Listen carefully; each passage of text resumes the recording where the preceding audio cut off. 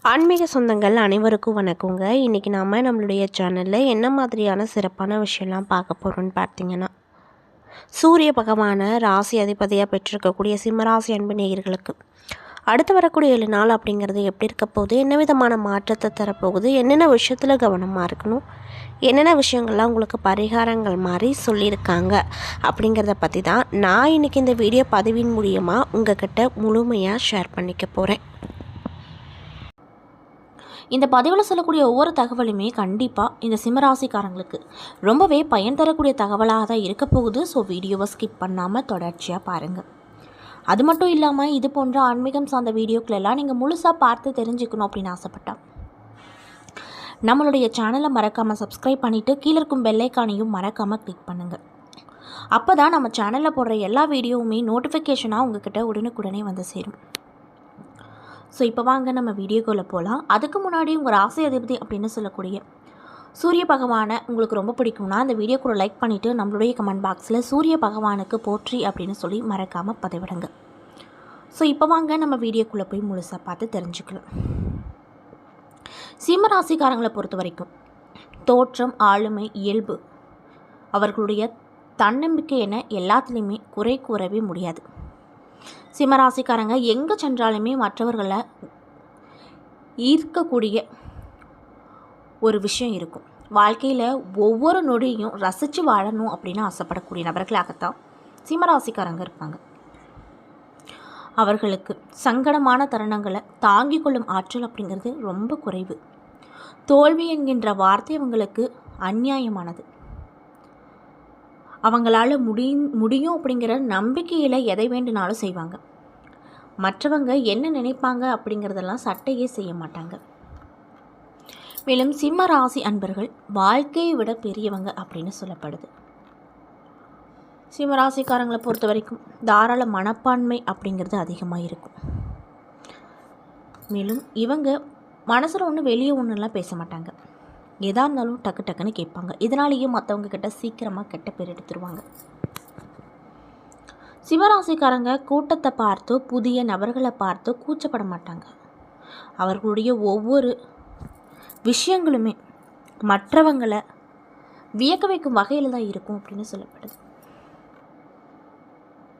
அவங்க சங்கடங்களுக்கு ஆளாகவும் மாட்டாங்க. அதே போல் முற்றிலும் தெரியாத நபர்களிடம் பேசும்போது கூட அவ்வளோக்கு கூச்சப்பட மாட்டாங்க. மிகவும் கண்டிப்பான மனிதர்களோடு கூட பேசுவாங்க. ஒரு பெரிய கூட்டத்தில் கூட ஒற்றை மனிதராக நின்று மிக எளிதாக நேர்த்தியாக தாக்குவாங்க. மேலும் இந்த சிம்மராசிக்காரர்களின் தைரியத்தை யாராலும் பாராட்டாமல் இருக்கவே முடியாது. சிம்மராசிக்காரங்களுக்கு அவர்களுக்கு வேண்டியதையெல்லாம் எப்படி பெற வேண்டும் அப்படிங்கிற விஷயம் தெரியும். அவங்களுக்கு தேவையானதை கேட்டு பெறுவதற்கு தயக்கப்பட மாட்டாங்க. வானத்தை அடைய நினைத்தாலும் கூட தங்களுடைய லட்சியத்தை அடைந்தே தீருவாங்க. உயர்ந்த விஷயங்களுக்கு ரொம்பவே ஆசைப்படுவாங்க. தோல்வி அப்படிங்கிறது அவங்களுக்கு பிடிக்காத ஒரு விஷயமா இருக்கும். அவங்கக்கிட்ட இருப்பது ஏராளமான தன்னம்பிக்கை. அந்த தன்னம்பிக்கையை தடைகளை தவிர்த்து முன்னேற அவர்களுக்கு உதவியாக இருக்கும். தோல்விகள் அவர்களை துவளச் செய்ய விட மாட்டார்கள். தன்னைத்தானே அடிக்கடி வருத்தி கொண்டாலுமே அவர்களுடைய துணிச்சல் அவர்களை என்னென்ன கனவுகள்லாம் அவங்க கண்டு வச்சுருக்காங்களோ அதை அடையவும் செஞ்சிடும் அப்படின்னு சொல்லப்படுது. மேலும் இந்த சிம்மராசிக்காரங்க எதிர்காலத்தை நோக்கி முன்னோக்கி பயணிக்க அதிகமாக ஆசைப்படுவாங்க. கடந்த காலத்தில் இவங்களை எந்த விதமான பாதிப்பு ஏற்படுத்தியிருந்தாலும் அதையெல்லாம் யோசிக்காமல் எதிர்காலத்தை மனசில் வச்சுட்டு அவங்க வாழ்க்கையை நடத்துவாங்க. இப்படிப்பட்ட அன்பு நேயர்களுக்கு இந்த அமாவாசைக்கு பிறகு என்னென்ன விதமான விஷயம் நடக்க போகுது, என்ன விஷயத்தில் கவனமாக இருக்கணும், என்ன விஷயங்கள்லாம் பண்ணணும் பண்ணக்கூடாது அப்படிங்கிறத பற்றி தான் நான் இந்த பதிவில் உங்ககிட்ட ஷேர் பண்ணிக்க போகிறேன். இந்த பதிவில் சொல்லக்கூடிய எல்லா விஷயமும் கண்டிப்பாக சிம்மராசிக்காரங்களுக்கு ரொம்பவே பயன் தரக்கூடிய விஷயமாக தான் இருக்க போகுது. ஸோ வீடியோவை ஸ்கிப் பண்ணாமல் தொடர்ச்சியாக பாருங்கள். மேலும் சிம்மராசிக்காரங்க யாராவது இந்த பதிவை பார்க்குறீங்கன்னா நான் சொன்ன விஷயம்லாம் கரெக்டாக இருந்துச்சுன்னா நம்மளுடைய கமெண்ட் பாக்ஸில் கரெக்டுன்னு சொல்லி மறக்காமல் பதிவிடுங்க. ஸோ இப்போ வாங்க நம்ம வீடியோக்குள்ளே போகலாம். மாத கிரக நிலைகளை ஆராய்ந்து பார்க்கும்போது உங்களுக்கு இந்த அமாவாசைக்கு பிறகு எப்படி இருக்குன்னு பார்த்தீங்கன்னா, ஜென்மத்தில் கேது சஞ்சரிப்பதால் ஆன்மீகத்தில் நாட்டம் அதிகரிக்கும். 6வது இடத்துல சூரியன், செவ்வாய், சுக்கிரன், புதன் ஆகிய கிரகங்கள் இருப்பதால் உங்களுக்கு ஏற்பட்டிருக்கக்கூடிய எதிர்ப்புகளுக்கு மத்தியில் வாழ்க்கை அமையும்.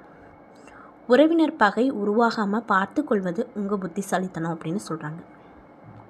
வீடு மாற்றம், இடம் மாற்றம் வாங்குவதன் மூலமாகவோ, மணவிழா, மணிவிழா போன்றவை நடத்துவதன் மூலமாகவோ சுப விரயங்களை மேற்கொண்டால் வீண் விரயங்களில் இருந்து தப்பிக்க இயலும். மேலும் சனியின் பார்வை அப்படிங்கிறது இருப்பதால் ஆரோக்கிய தொல்லைகள் அப்படிங்கிறது அதிகமாக இருக்கும். அதனால் இந்த காலகட்டத்தில் ஆரோக்கியம் சார்ந்த விஷயத்தில் ரொம்ப கவனமாக இருங்க. மிதுன ராசியில் சஞ்சரிக்கக்கூடிய குரு பகவான் இந்த மாதம் முழுவதுமே வக்ர இயக்கத்தில் இருக்கிறாரு. மேலும் உங்கள் ராசிக்கு 5 மற்றும் 8 ஆகிய இடங்களுக்கு அதிபதியான குரு பகவான் அவர் வக்ரம் பெற்றிருக்கும் இந்த நேரத்தில் உங்களுடைய பிள்ளைகளால் பிரச்சனை வரும். பூர்வீக சொத்து பிரச்சனை மீண்டும் தலை தூக்கலாம். எந்த காரியத்திலும் தாமதம் வரும். உறவினர்களுக்கு உதவி செய்ய போய் உபத்திரத்தில் முடியக்கூடும். அதனால் பார்த்து கவனமாக இருங்க.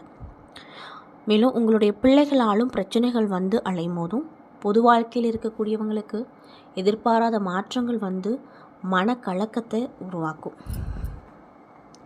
வியாபாரத்தை பொறுத்த வரைக்கும் நண்பர்களால் இழப்புகள் வரும். குருவின் பார்வை 3, 5, 7 ஆகிய இடங்களில் பதிவதால் பஞ்சமஸ்தானம் குரு வீடு அப்படின்னு சொல்லப்படுது. குரு வீட்டை குருவை பார்ப்பது யோகமாக உங்களுக்கு அமையப்போகுது. மேலும் இதனால் உங்களுக்கு என்ன விதமான மாற்றம் கிடைக்கும்னு பார்த்தீங்கன்னா, பூர்வ புண்ணிய ஸ்தானத்தின் பயனாக கிடைக்க வேண்டிய பலன்கள் இப்பொழுது கிடைக்கும். இருந்தாலும் கூட மனக்கசப்பு தரக்கூடிய தகவல்களும் வரும். நண்பர்களை நம்பி பொறுப்புகளை ஒப்படைக்க வேண்டாம் அப்படின்னு உங்களுக்கு வலியுறுத்தப்படுது. சில காரியங்கள் தாமதமாகவே வந்தாலும் முடிவில் நல்ல விதமாக முடிவடையும். இந்த காலகட்டத்தில் சுப செலவுகள் செய்வதன் மூலமாக தேவையற்ற விரயங்களை தவிர்த்து கொள்ள முடியும்.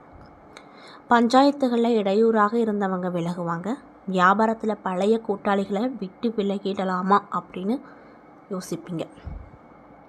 மேலும் உங்கள் ராசிக்கு 2 மற்றும் 11 ஆகிய இடங்களுக்கு அதிபதி தான் புதன். அவர் இந்த காலகட்டத்தில் சப்தமஸ்தானத்தில் சஞ்சரிக்கும் போது வாழ்க்கை துணைக்கு வேலை இல்லையே அப்படின்னு கவலைப்பட்டு வந்தவங்களுக்கு அந்த விஷயம் நீங்கள் போகுது. வேலைக்கு விண்ணப்பித்தவர்களுக்கு வேலை வாய்ப்புகள் கிடைக்க போகுது. தொழில் தொடங்கும் முயற்சியில் ஆர்வம் காட்டினாலுமே நல்லபடி உங்களுக்கு தொழில் அமையும். பொதுவாகவே நீங்கள் என்ன விஷயம்லாம் நினைக்கிறீங்களோ அந்த விஷயங்கள் எல்லாம் கண்டிப்பாக நடக்கும். மேலும் உங்களது இல்லத்தில் நடைபெறும் சுப நிகழ்ச்சிகளை முன்னின்று நடத்துவீங்க. முக்கிய புள்ளிகளின் வரிசையில் உங்கள் பெயர் இடம்பெறும் வண்ணமாக நல்ல காரியமெல்லாம் நிறையவே நடக்கும். மகரத்தில் சஞ்சரிக்கக்கூடிய சுக்கிரன் பிப்ரவரி மாதம் 7ஆம் தேதி அன்னைக்கு கும்ப ராசிக்கு செல்ல போகிறாரு. இந்த காலகட்டத்தில் உடன் பிறப்புகள் உங்களுக்கு உறுதுணையாக இருப்பாங்க. அவங்க மூலமாக ஒரு சில நல்ல விஷயமும் நடக்கும். பழைய தொழிலை பைசல் செய்துவிட்டு புதிய தொழில் தொடங்கலாமா அப்படின்னு யோசிப்பீங்க. ஆடையாபரண சேர்க்கை உண்டாகும். அது மட்டும் இல்லாமல் உங்களுடைய பிள்ளைகளின் கல்யாண கனவு நனவாகும். வேறு இடத்திற்கு மாறும் எண்ணம் இருந்தால் அந்த விஷயங்களும் நடக்கும். பொது வாழ்க்கையில் ஈடுபட்டு இருக்கக்கூடிய சிம்மராசிக்காரங்களுக்கு பொறுப்புகள் அதிகரிக்கும். வியாபாரம் மற்றும் தொழில் செய்பவர்களுக்கு புதிய கூட்டாளிகள் வருவாங்க. கலைஞர்களுக்கு பெருமை கிடைக்கும். மாணவ மாணவிகளுக்கு படிப்பில் ரொம்ப கவனம் தேவை. அது மட்டும் இல்லாமல் உங்களுக்கு இந்த 7 நாள் அப்படிங்கிறது ரொம்பவே சிறப்பு வாய்ந்த நாட்களாகவும் இருக்கும். கலவையான நாட்களாகவும் இருக்கும். ஆரோக்கியம் சார்ந்த விஷயத்தில் ரொம்ப ஜாக்கிரதையாக இருக்கணும். புதிய முதலீடு அப்படிங்கிறது இப்போதைக்கு வேண்டாங்க. பணம் சார்ந்த நெருக்கடிகள் அப்படிங்கிறது உங்களுக்கு அதிகமாக இருக்கும். இதனால் தேவையில்லாத செலவுகளை நீங்கள் கண்டிப்பாக இந்த காலகட்டத்தில் குறைச்சிக்கொள்வது ரொம்ப நல்லது. மாணவர்களாக இருக்கக்கூடியவங்க இந்த காலகட்டத்தில் பாடங்களை ரொம்பவே கவனமாக படிக்கணும். அவ்வப்பொழுது ஏற்படக்கூடிய சந்தேகங்களை உங்களுடைய ஆசிரியர்களிடம் அப்பப்போ கேட்பது ரொம்ப நல்லதுங்க. மேலும் அரசியல் துறையில் இருக்கக்கூடியவங்களுக்கு நல்ல விதமான முன்னேற்றங்களும் மாற்றங்களும் இந்த 7 நாட்களில் கிடைக்கும். தேவையில்லாத விரய செலவுகள் வரக்கூடும். அப்படிங்கிறதுனால அந்த விரய செலவுகளை சுப செலவுகளாக நீங்கள் மாற்றிக்கோங்க. என்ன நண்பர்களே, இந்த பதிவுகள்லாம் சிம்ம ராசிக்காரங்களுக்கு அடுத்து வரக்கூடிய 7 நாள் எப்படிப்பட்ட நாளாக இருக்க போகுது, என்ன விதமான மாற்ற தரக்கூடிய நாளாக இருக்க போகுது அப்படிங்கிறத பற்றி தெளிவாக நான் உங்ககிட்ட சொல்லியிருப்பேன். இந்த பதிவில் சொல்லியிருக்கக்கூடிய எல்லா விஷயமும் கண்டிப்பாக உங்களுக்கு பயன் தரக்கூடிய விஷயமாக தான் அமைஞ்சிருக்கும். ஸோ வீடியோ பிடிச்சிருந்தால் லைக் பண்ணுங்கள், ஷேர் பண்ணுங்கள், மறக்காமல் நம்ம சேனலை சப்ஸ்கிரைப் பண்ணிவிட்டு பாருங்கள். நன்றி.